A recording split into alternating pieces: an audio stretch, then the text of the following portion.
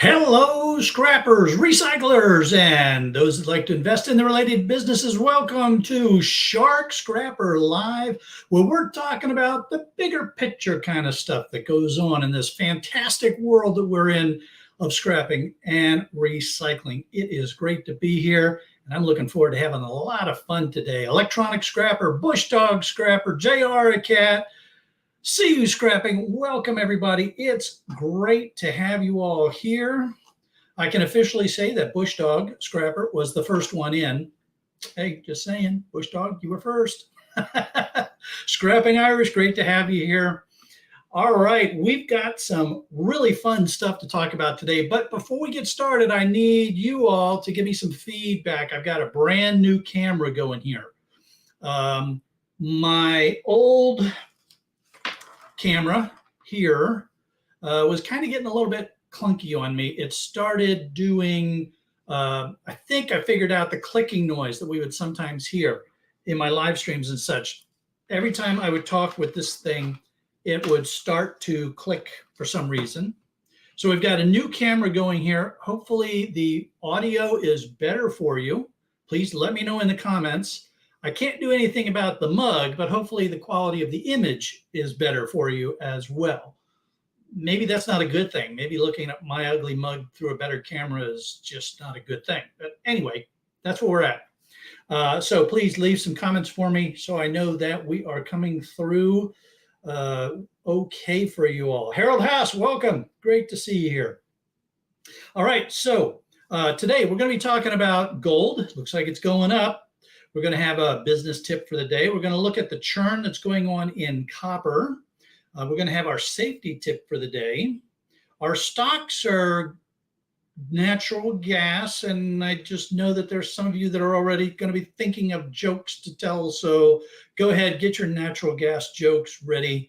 And then we're going to chat a little bit about YouTube Shorts. Hopefully we can fit that all in before it's time to head over to Scrapping Irish's stream at 3 p.m. Eastern Standard. Diana Luttrell, welcome. Great to see you here.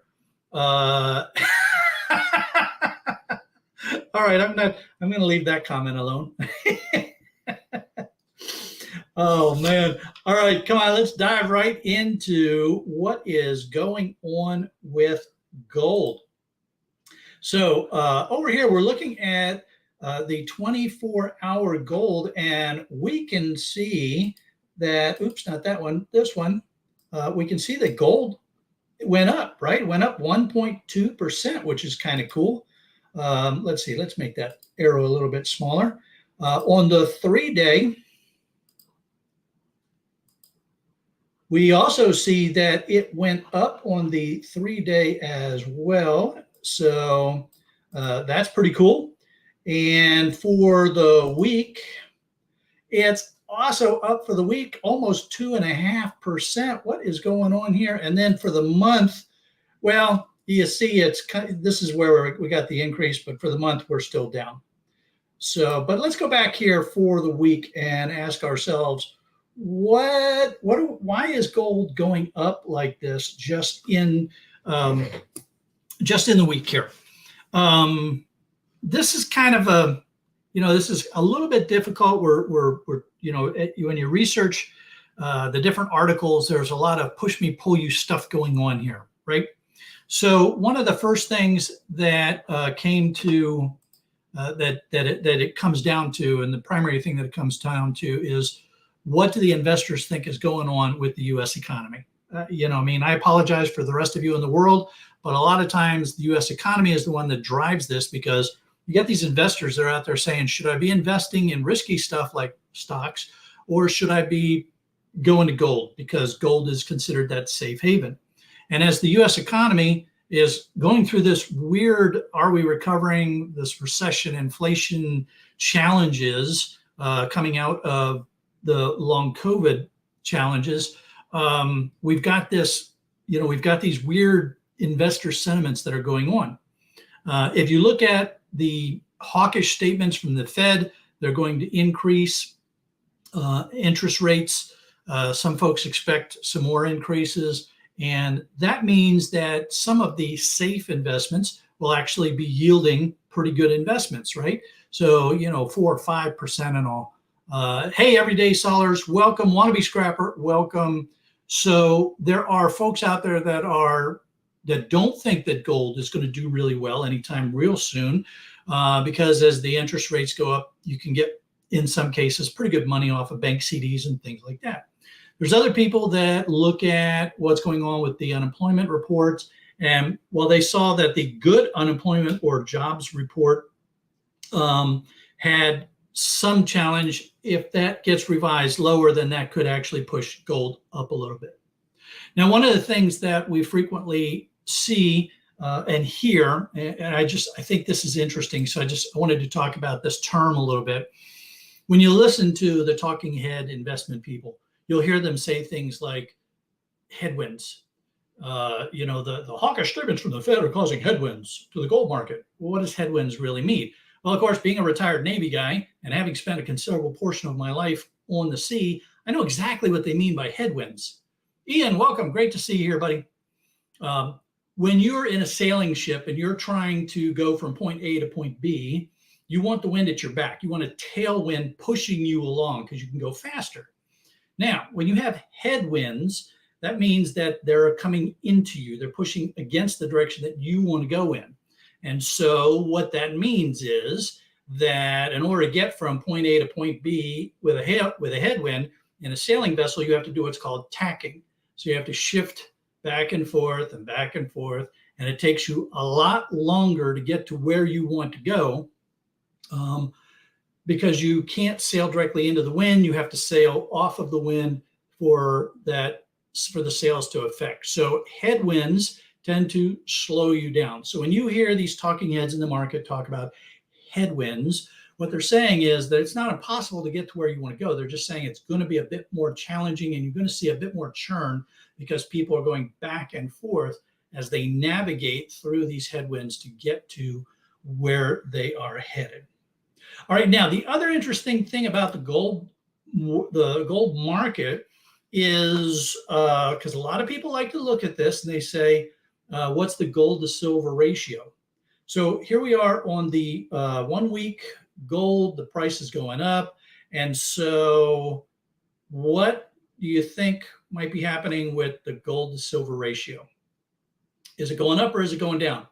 Now remember, when the gold to silver ratio is up, that means you need more silver to buy more ounces of silver to buy an ounce of gold.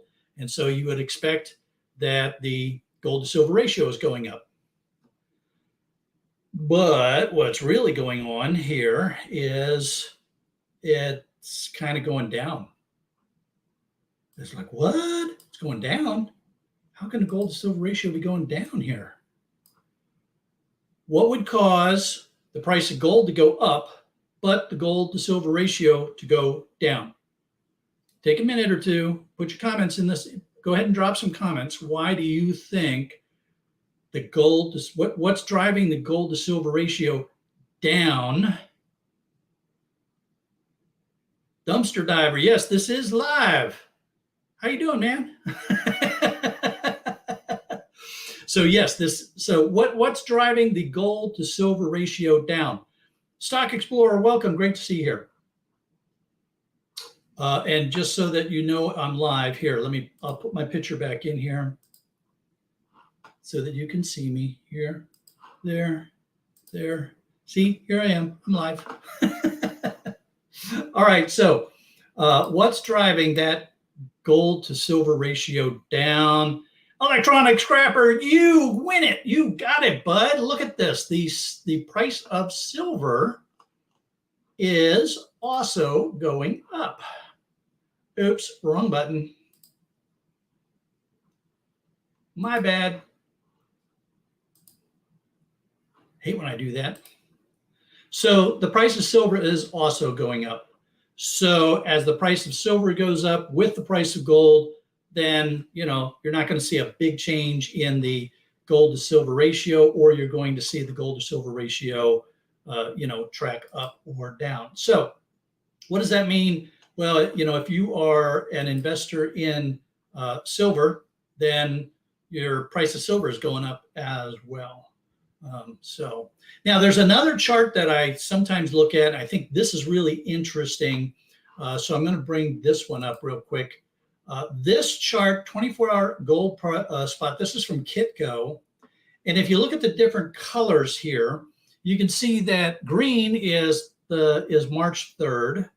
The blue is March 1st. The red is March 2nd. So you see gold 2 days for the 2 days ago, relatively kind of flat, a little bit up, not much going on. And then it's just on the 3rd, the last day of big market trading and stuff, that you saw this price go up.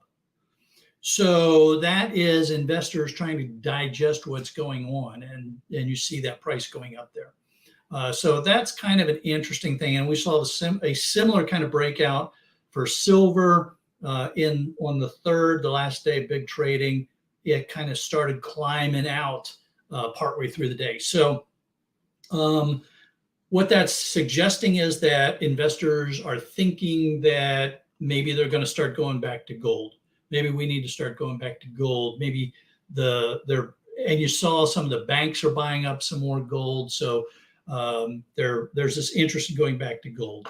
Now, interestingly enough, I was reading an article by Wells Fargo's analysts, and they're actually predicting that by the end of the year, gold will get between $20 and $2,100 an ounce. So that's going to take some room to run here. If you look at the 5-year, let's do this. We were at 2,000 back in September-ish of 20. So in order to get to that, and you know what, I'm going to change that to just a flat line. So we were just shy of 2,000 back here. So we've got some room that we got to run if we're going to get to $2,000, even break $2,000, get to $2,100 in 2023. What do y'all think? What do y'all think? You banking on $2,000 an ounce gold? It would be nice to see the gold prices keep climbing, because that means that people like BoardSort can pay us more money for our gold products, doesn't it? Our boards and such things as that. So we want to see this price keep on climbing. Let's see. Wannabe Scrapper, what do we got here? Wannabe Scrapper, Bush Dog, thanks. I put 10 speed so I get through. Oh, sorry about that, man. I didn't realize you were just having a conversation with Bush Dog. My bad.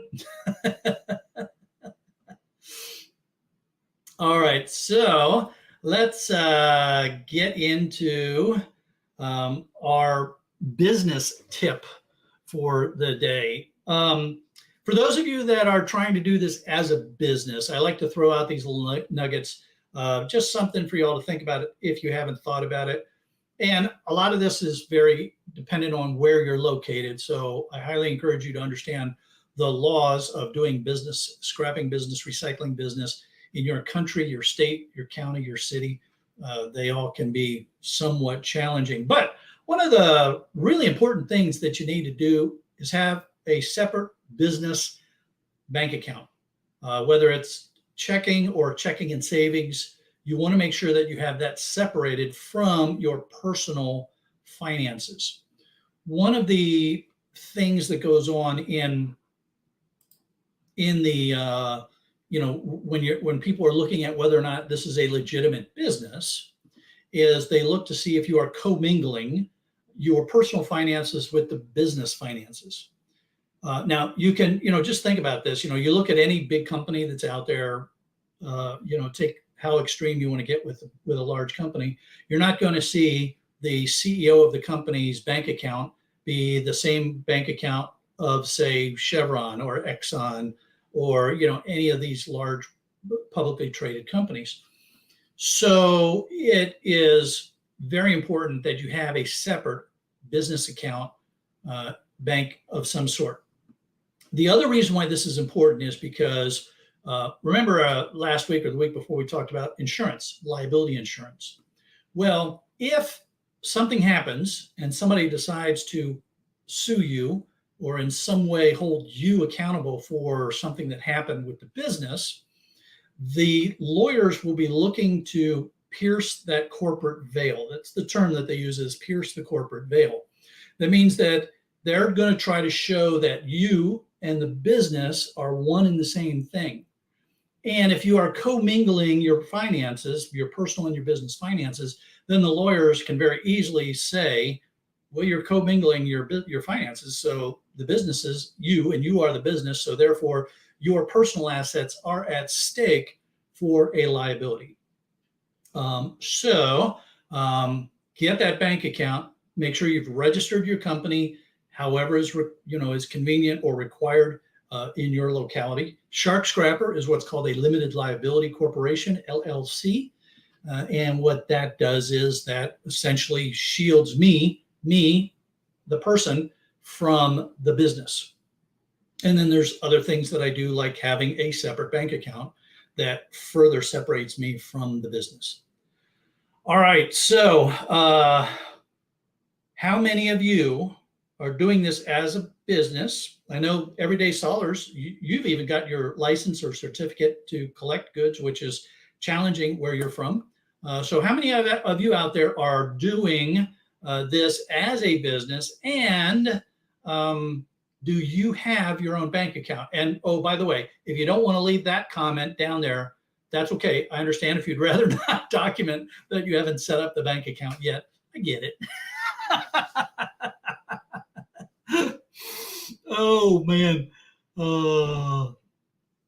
So yeah. You know what? In fact, just you don't even need to put that down there, if you don't want to. I get it. Not a problem. All right. Copper. We love copper. Some of us love copper almost as much as we do gold, don't we, Everyday Solars? It's just not picking on anybody, but All right, so copper, this is really interesting. If you look at copper, here's the 24-hour, and it's up a little bit. If you look at the 30-day, you're sitting here going, all right, let's see, we started here, we're down, but if you kind of like draw a line through the middle, you see that you got almost as much space over top of this median line as you have below this median line. So it's like there's a churn going on here. There's just this back and forth. We saw copper climb, but here you've got this, oops, that's not what I wanted to do, silly goose. But here's this churn again. I didn't want to really do that either. Hit the big button again. And come on, there we go. That's the button that you want to click. So here you can see this flattening once we got out of the early plateau. 1 year copper spot climbing. We all loved it. We loved it. Now it's getting flat here, and I keep doing the wrong button, and that just sucks. So here we got this little flat line going on here. So we've got this churn going on in copper, and we see this churn as we go through.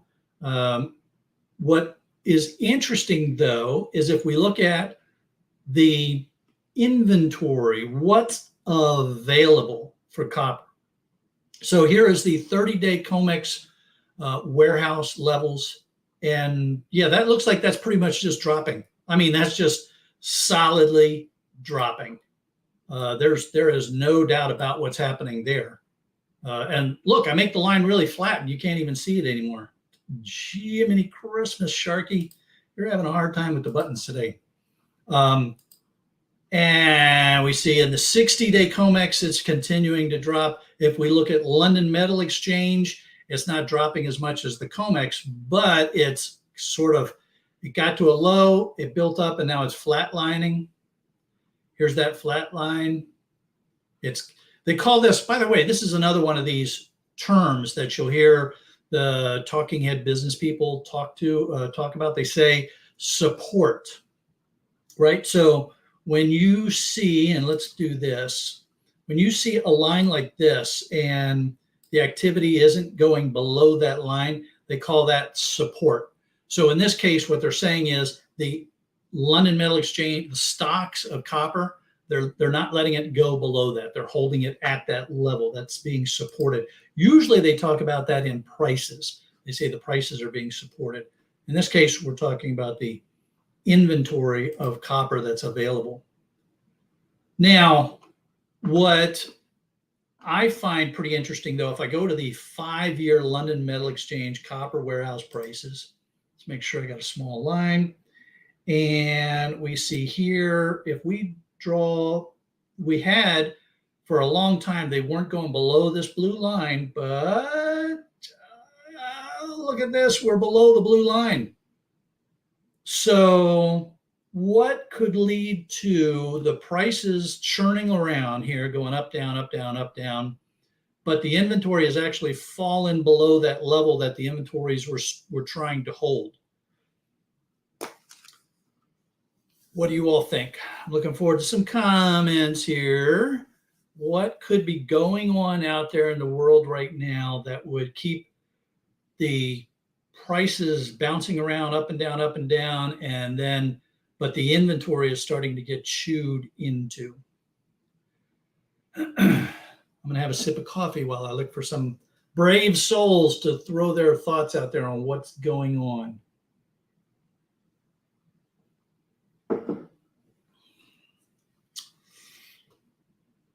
It all goes back to one country. I think you all know this. It's going back to, is China really starting to pick up their demand or not? You know, we've been in the war in Ukraine with Russia and Ukraine for, going on the second year here. The world economies are, absorbing and adjusting and dealing with that. It has its influence. Don't get me wrong. I mean, there's the war in Ukraine has definitely got an influence in what's going on. But what's really driving these prices in copper right now and the consumption of copper is China getting back up and operating and the demand signal from China.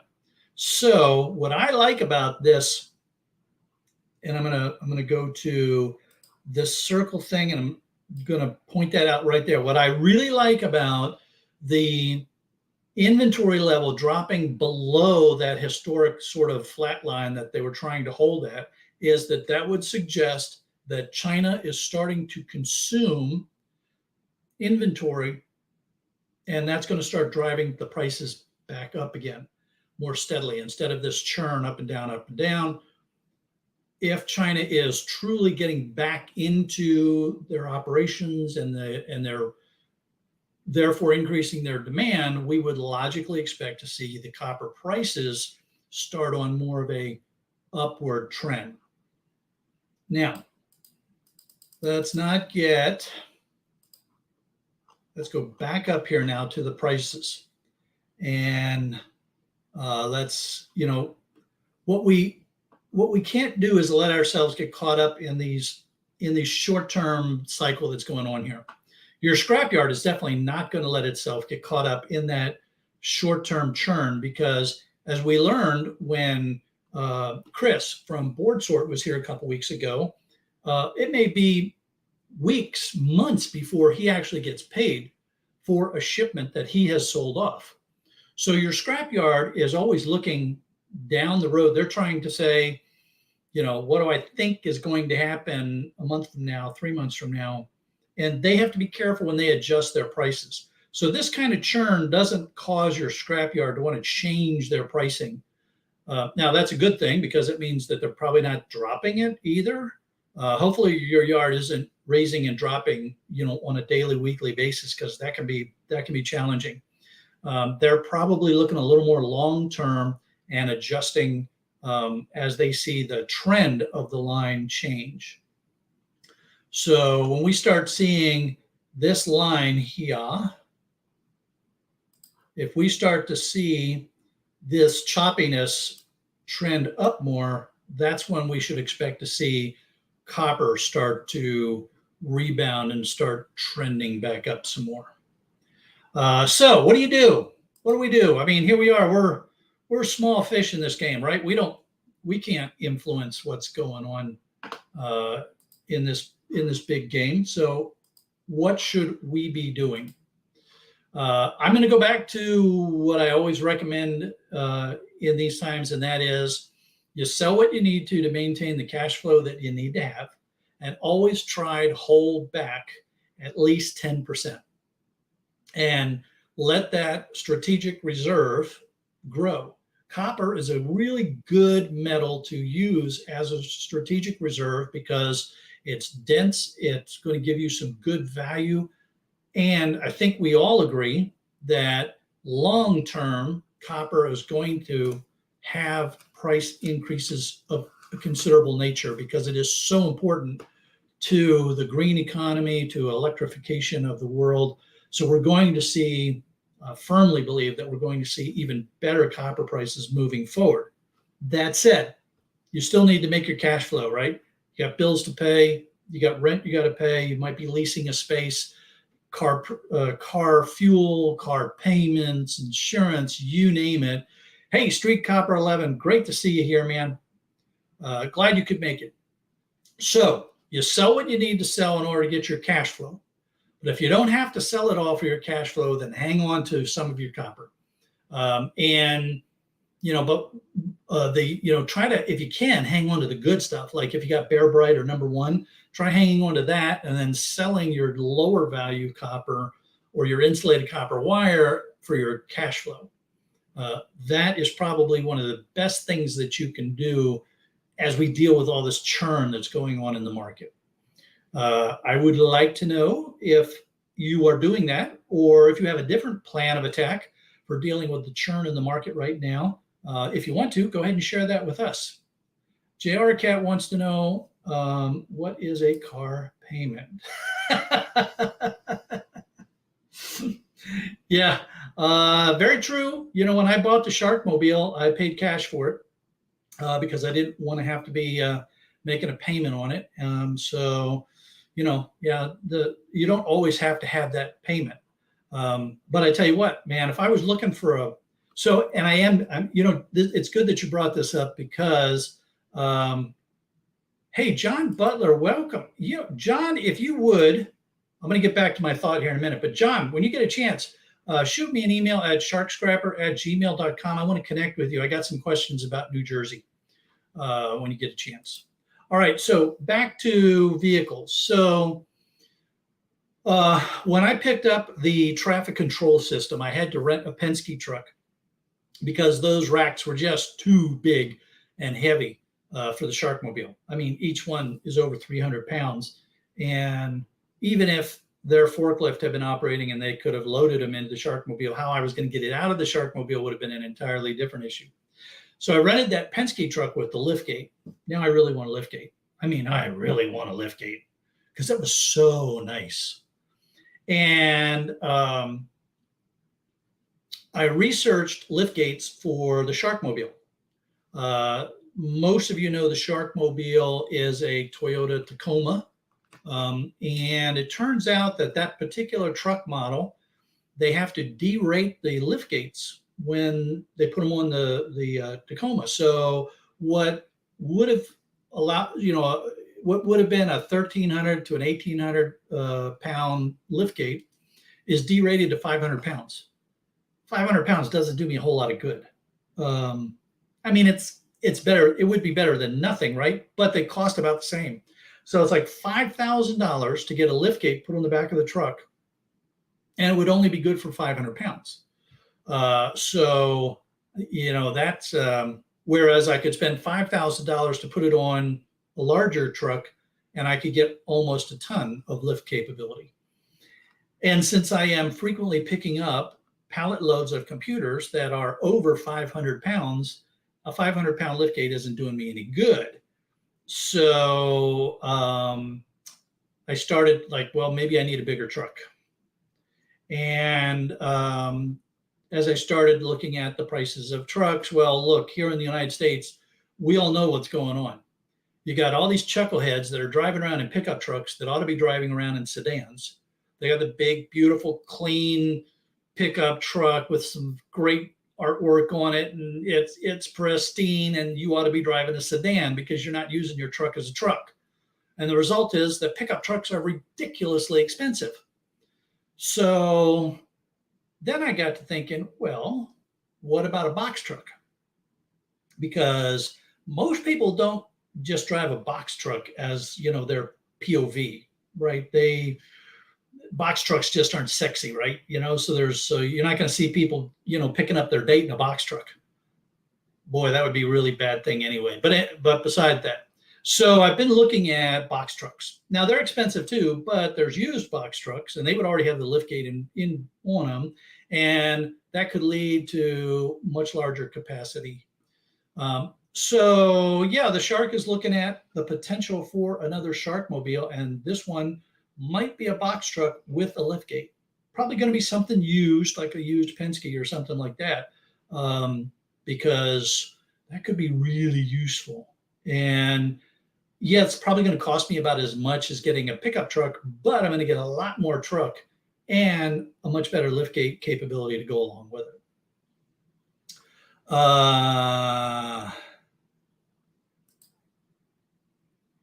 A box truck might, come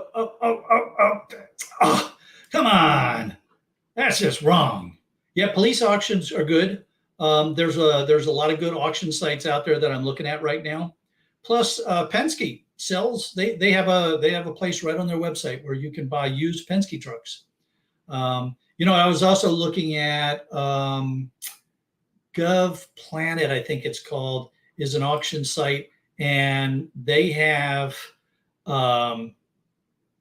used military vehicles. So I was thinking that could be kind of cool too. I'll get a big old Humvee with the big old box on the back of the Humvee, and yeah, that's not going to happen.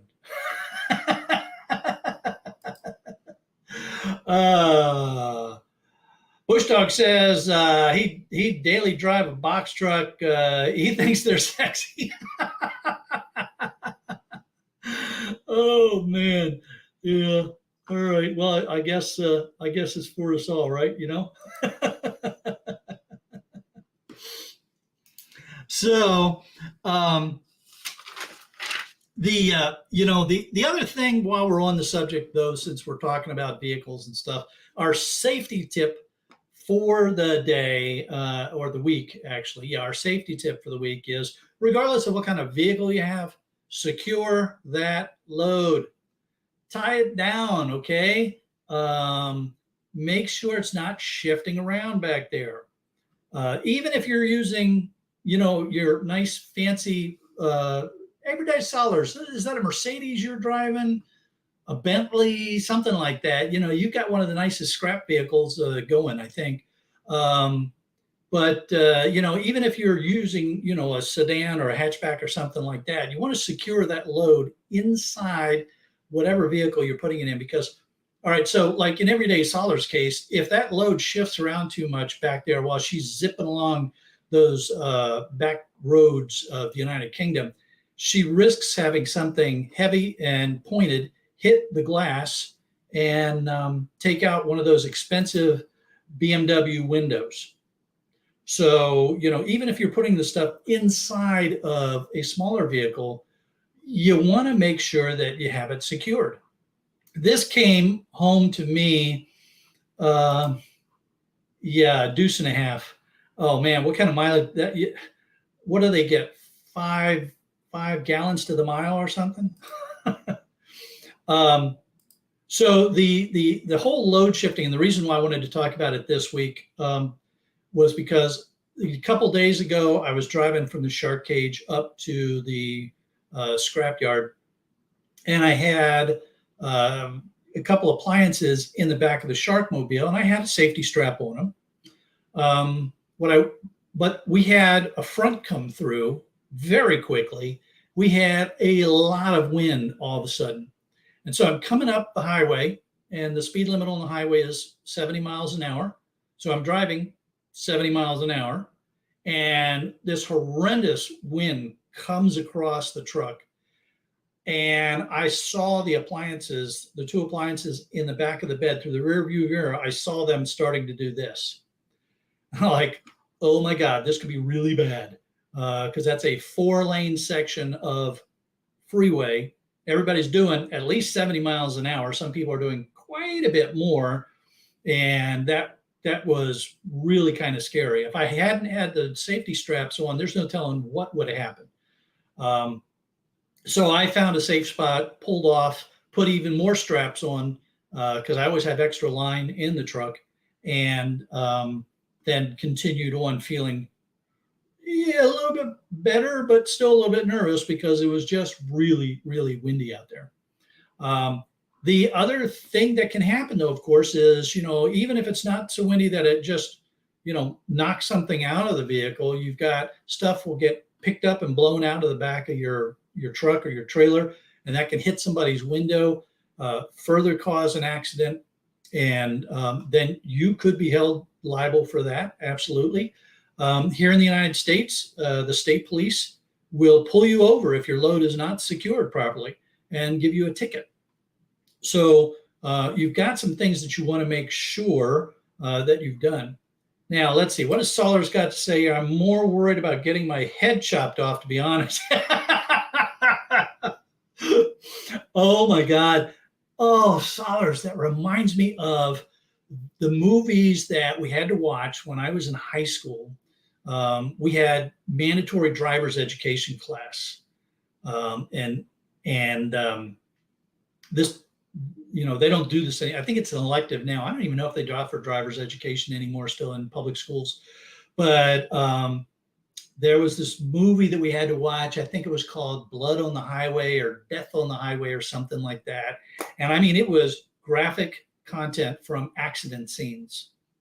And now, fortunately, it was in black and white, so it wasn't really bad. But yeah, there was some pretty gruesome stuff going on in these videos, because these were actually from accident scenes. So yeah, I'd be worried about that too. And I worry because the Sharkmobile, I do not have a protective cage up against the back window. And so I worry too that if I have to hit the brakes real hard, stuff could shift forward and go through that rear window. So yeah, I know I keep working. I have heard it 100,000 times probably that I need to put something up against the back window. I'm getting there. I'm really getting there. So, yeah. But that's why I'm really kind of careful. Now you may have seen in some of those shorts that I put up where I pick up a load of computers from one of my places, that I will put a cargo net over the load of PCs. Even if they've been wrapped in plastic, I will put a cargo net over them so that we are locking them in place so that they're not at risk of shifting in any direction and coming out of the truck. Hey, Red Light, great to have you here. And Jay Arakat, you must have seen the movie. I think most people our age probably have seen the movie. Oh, man. All right. Let's get on to our stock discussion, our stock market discussion here. We've got two really interesting kind of companies. And I try to look for companies that operate in our world that are somehow related to the stuff that we do in some fashion. And remember, I'm using the Value Line Investment Survey. This is a great source of information because they do not accept advertising. That means that all of the information that they are putting on here is just straight numbers and analysis based on those numbers. They are not beholden to anyone or biased for commercial advertising. When I was looking at the companies that were analyzed in this week's edition, there were two that I thought play to us. They're natural gas companies, and the reason why I like I thought that this would be a fun discussion is because the natural gas plays an important part in a lot of the recycling industries and to some of us. whether it's your bottled gas from somebody like Suburban Propane or somebody like that, or the natural gas that a factory is using for their furnaces and stuff. There's a lot of importance for natural gas in our industry.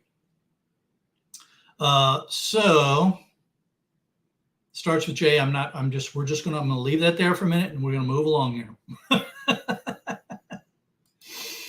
All right, so the first company that we're looking at is Northwestern Natural Holdings. So these folks, NWM, here, wait a minute, let's get this, 4%. So that's where I get interested, 4%, because you know me, I am a boring investor. I want some dividends, and I want at least 4%, and this is on a price of $48.94. So not a bad price either. This is a pretty reasonable entry point for folks to get into. We can see that they are not qualified for cash flow or earnings because they got all of these downs, but they are qualified in the dividends per share. They are what we call a div zero. That means that they have zero infractions. For the last 17 years, and actually a little bit longer with this company, they have increased their dividends every year. So a good indicator that they got their stuff together. Now, this should not be terribly surprising for something like a natural gas company that they've got good dividends and that their dividends are holding. We do see that they took a hit here in 2017, but even when they took that hit, they still kept their dividends increasing. So they were taking care of their investors, and they worked through this without, and got right back into it. So if you look at the year to year, the yellow bar, which is the year to year change for the dividends, is really small compared to these spikes. So you don't see them on the scale of this chart, but it is on the positive side for each of those. The next company that I wanted to look at is called UGI. So UGI Corporation, they have a pretty reasonable 3.7%, and they're a little bit less expensive at $39.95. So they're also reasonably priced and a good place to get in as well into this stock market. If we look at the year to year, we can see that they were down here. So they're not qualified in their cash flow. They're not qualified in their earnings per share, but they are also a div zero. So a good dividend payer. They take care of their investors. And we can see that they did not have as bad a problem. They did not have that 2017 hit, but they did have some challenges out here with COVID. Everybody did, so I don't get terribly excited about this, but they took care of their investors all the way through that, kept it paying. So that is, that's a nice sign there. And if we look at the year-to-year change, we can see that the yellow bars are all on top of the zero sign. So UGI and Northwestern, some potentially good natural gas stocks to consider for your portfolio. Not only do I like my investment portfolio to be boring, I want it to be diversified. So that's why I kind of mix things up here with y'all. It's important to have some diversification as well, because you don't want to have all your eggs in one basket, literally. So very important to stay diversified in your stock portfolio.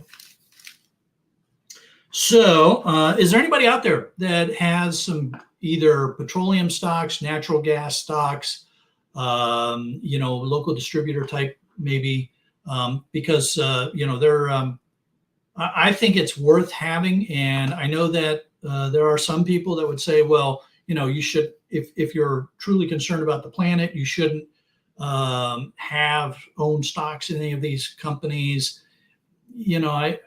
I'm a realist about what we're doing, and it's important that as an owner of the stock, I actually get to be able to influence things through the material that they send to shareholders, the feedback that shareholders can provide. And yeah, I'm a small player in the grand scheme of things, but as a shareholder, I can send information directly to the company and say, have you thought about this? What are you doing about this? You need to be more concerned about this. So it's you can influence these companies if you're a shareholder in ways that you can't if you don't own any stock in them. All right, so let's see. I want to get back to some more comments that were made here. Let's see. I drove by 2 blue drums yesterday. I was trying to figure out how to get them into the dump truck before the owner realized that they had blown out. Okay, so that's the good side of stuff coming out of trucks, right? When I about a month or so ago, I was pulling into the one of my scrap yards, and I had to go the long way around because as I came up on the when I'm coming up the road, I have to turn across traffic to get into the yard. And there was somebody in front of me who either tried to make that turn too fast, or he just didn't have his load tied down properly, and they spilled everything in the cutout, the turn through. And so their vehicle is blocking the lane. They've got scrap all over the place. It was a mess, and I'm thinking, yeah, it sucks to be you. But if you're going to be stupid, then it really sucks to be you. And by the time I had to go up a little bit on the road, then come back down, got weighed in, unloaded, got paid, and they're still out there collecting scrap. And the local police were there to help guide traffic around them, I think, as they were also writing them a ticket.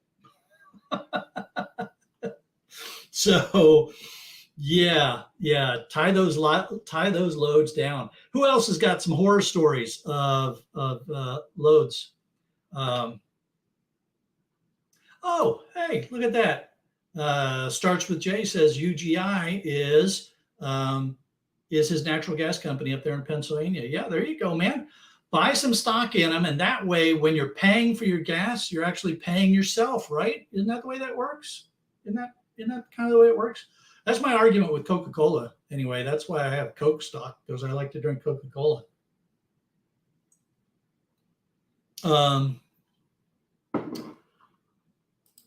So yeah, I think we've probably all seen these kind of, and oh my God, the things that I have seen in the scrapyard, right? When I'm waiting for the shred pile, or, when I'm pulling out to go get paid or something like that, cars coming in with stuff tied up on the roof. They got the line that's going through the windows, holding something to the roof of the car as they pull into the scrapyard. It's just like, oh man, I can't believe this.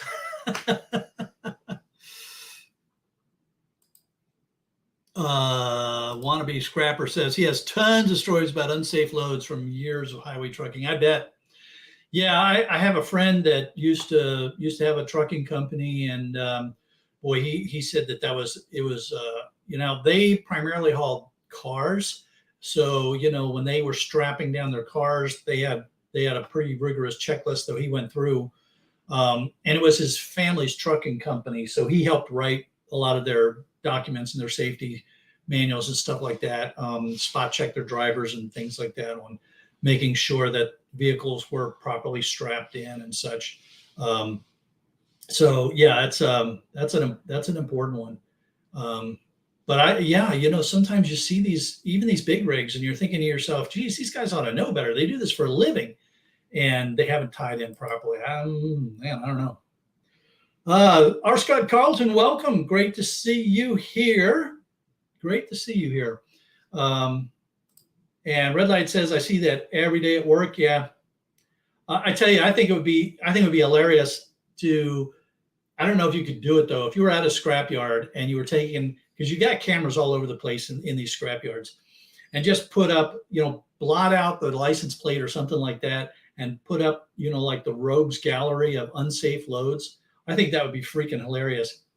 I need to chat with one of my scrapyards and see if they would be interested. Oh, Sharky's got an idea. Sharky's got an idea.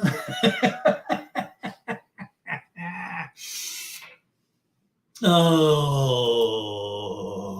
okay. Yard tractors with a wagon bringing scrap in. Yeah, interesting. So, there's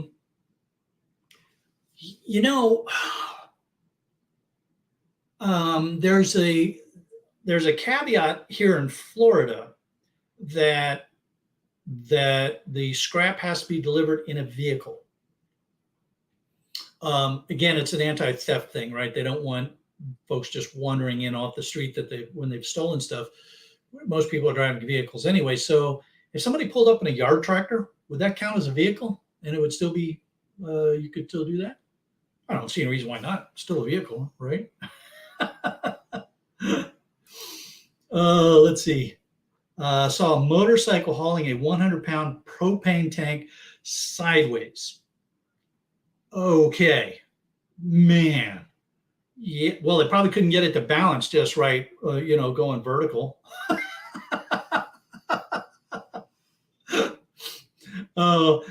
Sometimes you see these guys like when E-Waste Ben is out doing his street scrapping on some of his videos, and every now and then he'll catch one of these, the guys on their little scooters and motorbikes. And, if you're just cord cutting and stuff like that, that's not a big deal. But yeah, some of those folks, they got stuff loaded on the back, and that could be interesting. You can still get arrested for drinking and driving on a yard tractor, so it must be a vehicle. Yeah, good point. Good point. I'm good with that. Yep. Let's see. They do it because they don't have a driver's license. Oh, yeah. Okay. That's a good point too. They probably just you still have to get a photo ID, but a lot of states have, just an identification card. So, yeah, that would make sense. That's one way around it, isn't it? How about one of those motorized Easy Boy recline?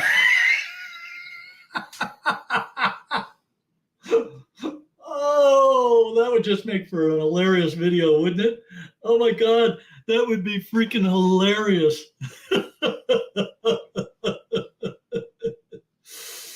Oh yeah. Yeah, you just need ID, right? You just need to show some ID when you drop off your scrap. So, oh man. Oh, that's kind of funny. Oh, I got off track here. What do I need? Where am I?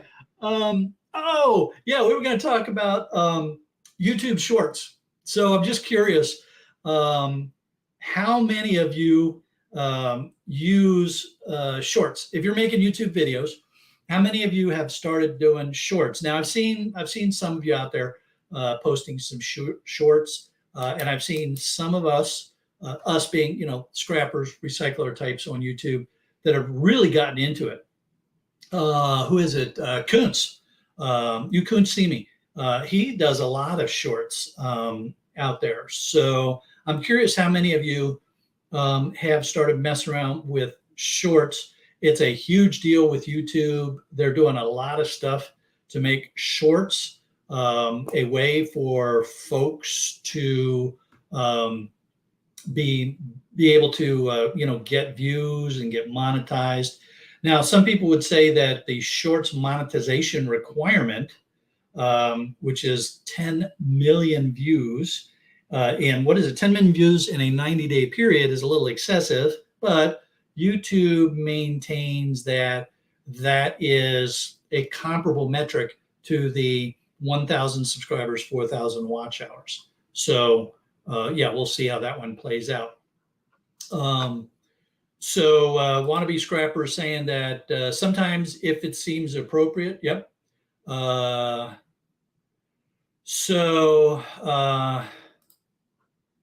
Wannabe says, I hate the teaser shorts. Oh, you're talking about where somebody says, if you want to see more, go see my video kind of thing. Is that what you're talking about? Because yeah, those can be frustrating, although they can be informative to a certain extent. It's like, hey, I'm putting together this, this thing. It's like an advertisement for the longer form video. So I do kind of understand it. But I tell you, the one that really aggravates me are these shorts that have been specifically designed to loop. It's like, they have purposely made it so that you don't realize that you've gotten to the end of that short and it's replaying itself again. Now, I got to admit, some of these people are very clever with the way they do that. And then you're sitting there going, hey, wait a minute. They just did. Oh, man, they got me. So I got to give some credit to the cleverness of the way some of these people do it.